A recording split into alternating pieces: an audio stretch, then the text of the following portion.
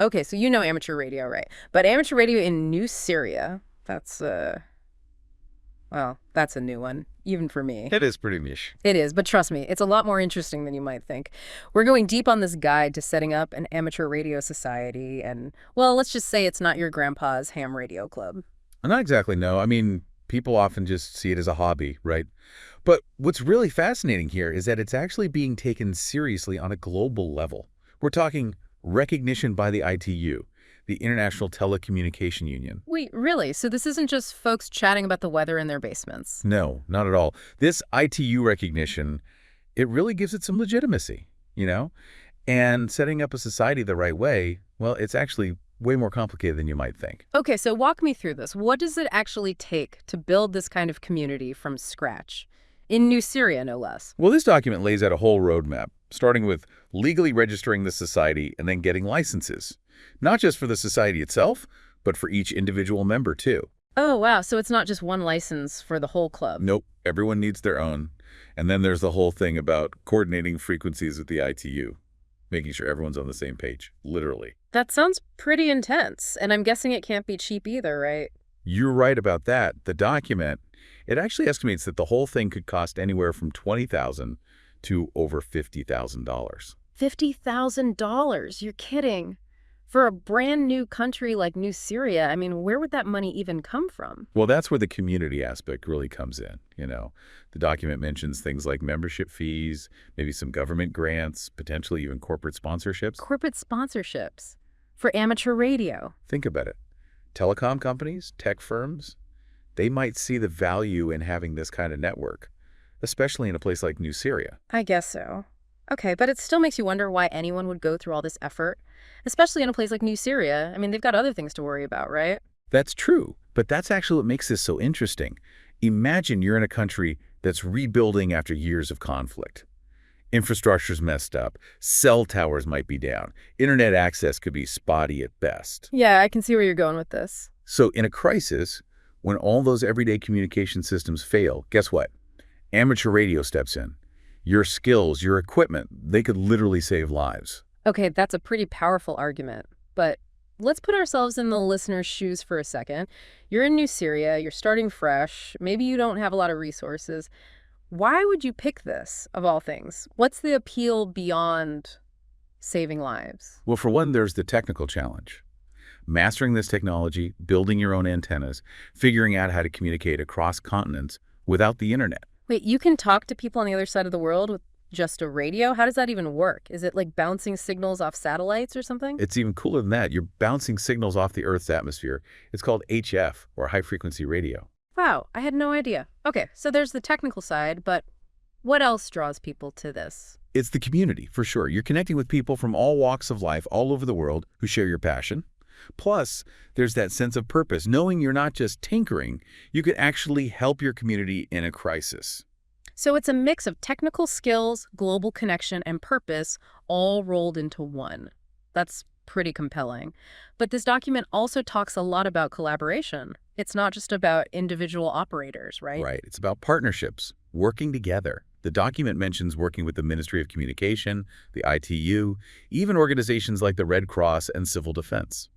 Imagine an amateur radio society in New Syria working with the Red Cross during a natural disaster. Yeah, providing communication when nothing else works.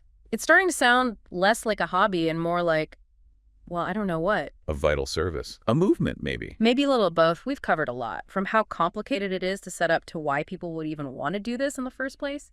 But I gotta say, I'm hooked. And believe me, we've only scratched the surface. There's more. Oh, yeah. In part 2, we're diving into the equipment that makes all this possible. We'll talk about those antennas that can reach across continents, the digital technology that's changing the face of amateur radio.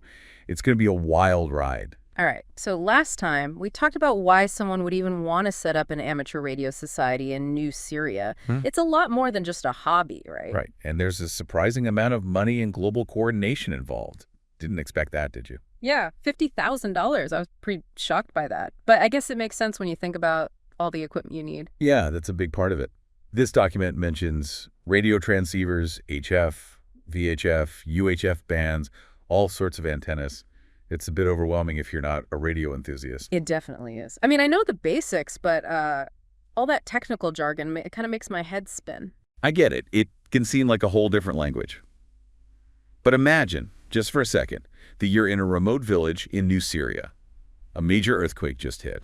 Communication lines are down, no cell service, no internet. Oh, wow. Okay, so you're totally isolated. Exactly. And you need to get help fast. That's why having the right equipment is so crucial. Let's start with those radio transceivers and the different frequency bands. HF, VHF, and UHF. Think of it like your car radio. Okay, so AM and FM, those are frequency bands, right? Exactly. Amateur radio just uses a much wider range of frequencies, each with its own special abilities. HF, or high frequency, is the workhorse for long-distance communication. Remember we talked about bouncing signals off the atmosphere? Yeah, that was pretty wild. So that's how you can talk to someone on the other side of the world. Exactly. But you need the right kind of antenna for that, something like a Yagi antenna. You've probably seen those big directional antennas on rooftops, kind of like a giant arrow pointing at the sky. Oh, yeah. Okay, I know what you mean. So that's HF, long distance. What about VHF and UHF? Those are for shorter distances, more local communication. Think of a dipole antenna good for VHF, kind of like the rabbit ears you might have seen on old TVs. Simple, but effective for basic local communication. So it's all about choosing the right tool for the job. Got it. So you've got your radio transceiver, you've got your antenna, you're ready to start chatting, right? You're getting the hang of it. But there's another layer to this that's super exciting. Digital modes. Digital modes. That sounds a bit high-tech for something called amateur radio. I know, right? But modern amateur radio goes way beyond just analog voice communication. With digital modes, you can use computers to send text, images, even data over radio waves. Wait, so I could theoretically send an email through a radio? You absolutely could. Imagine a doctor in a remote village needing to send an X-ray to a specialist in the capital. No internet, no problem. They could transmit that image over radio waves. That's the power of digital modes. That's mind-blowing. It's like combining old-school radio with modern technology. And you mentioned something called software-defined radio earlier. What's that all about? Software-defined radio, or SDR. That's where things get really interesting. It's kind of like having a radio on your computer. You can use software to analyze signals, decode different modulation types, even control your radio remotely. Wow, it sounds like you need a pretty solid technical background to even get started with this. There's definitely a learning curve, for sure, but that's part of the appeal. It's a challenge, a way to really push your technical skills. And remember, this document emphasizes the importance of training and education. A new amateur radio society in New Syria would need to provide resources and support to help members get up to speed. It's like a whole new world of learning and discovery. And in a place like New Syria, where reliable communication infrastructure might be a luxury, those skills could be invaluable, life-saving even. Absolutely. But it's not just about individual skills. Remember, this document keeps coming back to the collaborative nature of amateur radio. Right, the partnerships and networking we talked about earlier, it's not enough to know how to use the equipment. You also need to know how to work together. Imagine a scenario where an amateur radio society in New Syria is working with the Ministry of Communication to set up a radio emergency communication network. They're coordinating frequencies, sharing resources, making sure everything runs smoothly. That kind of teamwork would be essential in a crisis. Absolutely. And think about the role organizations like the Red Cross or Civil Defense could play. Yeah. They might not have the technical expertise, but they have the experience and networks to coordinate relief efforts. Working together, they could use amateur radio to get help to the people who need it most. So you've got this amazing mix of technical skills, international cooperation, and a shared sense of purpose. It really is a lot more than just a hobby, isn't it? It is. It's almost like a lifeline, a community of first responders, something like that. Maybe a little bit of both. We've talked a lot about the equipment and the practical side of things, but there's another element to all of this that we haven't really touched on yet. The human element. Exactly. The people behind the radios, the stories they have to tell, the connections they make across the airwaves, that's what we'll be exploring in the final part of our deep dive. Welcome back for the final part of our deep dive into amateur radio in New Syria. So far, we've gone pretty deep on the technical stuff, all the equipment, those different frequency bands, and even the digital revolution that's happening in this amateur world. Yeah, we talked about how important collaboration is, not just between individual operators, but with organizations like the Red Cross and the Ministry of Communication, even the ITU on a global level. Exactly. But now I want to shift gears a bit and focus on the human side of all this. Because at the end of the day, it's people who make this happen, right? People who choose to invest their time and passion into this unique world. You're absolutely right. All this technology is fascinating, but without the human element, it's just metal and wires. So let's imagine for a second what this could actually look like in New Syria. Okay, I like where this is going. Paint me a picture. Okay, picture a young woman in New Syria. Maybe she's a student, an engineer, or just someone with a natural curiosity and a knack for tinkering, and she hears about this amateur radio thing, and it just sparks something in her. I can already see her, digging through those old electronic shops, maybe finding a dusty old radio transceiver that just captures her imagination. Exactly. And she starts attending training sessions, learning Morse code, dot, dash, dot, and even figuring out how to build her own antenna. It's a challenge, but she's totally determined. I bet she finds a local mentor, someone who's been doing this for years and is excited to share their knowledge with someone new. That's a great point. And eventually she passes her licensing exam and receives her call sign. Now she's officially part of this global network of amateur radio operators. It's like a passport to a whole new world. So what happens next? What's that first contact like? Okay, imagine her sitting at her radio station, maybe late at night, tuning her dial. She's listening to all that static and those faint whispers of distant signals. And then, through all the noise, a voice comes through, clear as day. Who is it? Where are they calling from? Well, maybe it's another newcomer, just a few towns over, also testing out their equipment for the first time. Or maybe it's a seasoned operator calling from a country halfway across the world, someone who's been doing this since before she was even born. Wow, that first contact, that moment of connection, it has to be pretty amazing. It's a feeling like no other.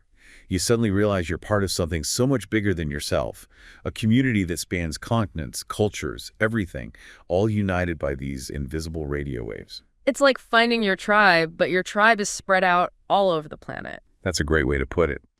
And think about the stories they share across those airwaves. Maybe our young operator is talking to someone who lived through the conflict, hearing firsthand accounts of resilience and hope. Or maybe it's a farmer in a remote village getting crucial weather updates that could save his crops.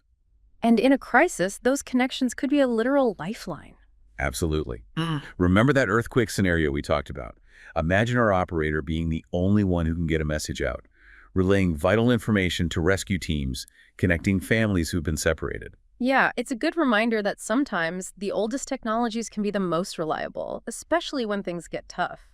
But it's not always about life or death situations, right? Sometimes it's just about connecting with another human being. That's right. That's what often gets overlooked. Imagine a retired teacher in New Syria using his radio to connect with fellow educators in other countries, sharing lesson plans, talking about teaching techniques. Or a group of teenagers huddled around a radio, giggling as they make contact with someone on the other side of the world.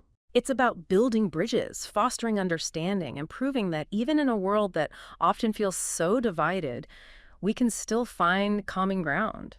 It really speaks to the power of human connection, Yeah. all facilitated by this technology that's been around for over a century. It's pretty incredible when you think about it. It really is. So as we wrap up this deep dive into amateur radio in New Syria, what's the main message you want our listeners to walk away with? Well, I'd say it's this.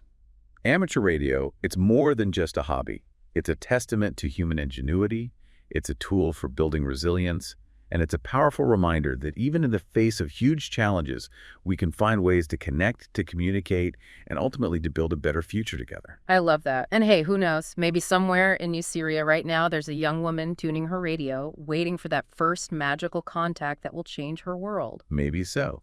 And maybe, just maybe, one of our listeners will be inspired to join her. That would be amazing. Well, that's all the time we have for today. Thanks for joining us on this deep dive. Until next time, keep exploring, keep connecting, and keep those radio waves